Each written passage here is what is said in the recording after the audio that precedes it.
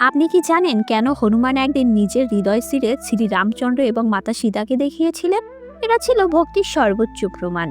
একদিন অযোধ্যার রাজসভায় সভাসদেরা বসে আছেন। রাজা শ্রী রামচন্দ্রও আছেন, হনুমানও বসে আছেন। হঠাৎ একজন জিজ্ঞাসা করলো, হনুমান, আপনি সবসময় বলেন যে আপনি রামের পরম ভক্ত, কিন্তু তার প্রমাণ কোথায়?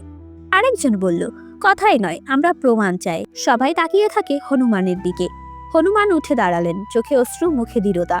সে বলল, প্রমাণ চান? আমার শ্বাসে, আমার রক্তে, আমার হৃদয়ে শুধু রাম আর সীতা। হঠাৎ তিনি নিজের বক্ষ চিরে দিলেন। সবাই অবাক হয়ে দাঁড়িয়ে গেল। উদ্ভাসিত হলো এক আলো। সেই আলোতে দেখা গেল রাম ও সীতা জ্যোতির্ময় সিংহাসনে বসে আছেন। হৃদয়ের প্রতিটি স্পন্দন তাদের জন্য জ্বলছে, বলছে, জয় শ্রীরাম, জয় সীতারাম।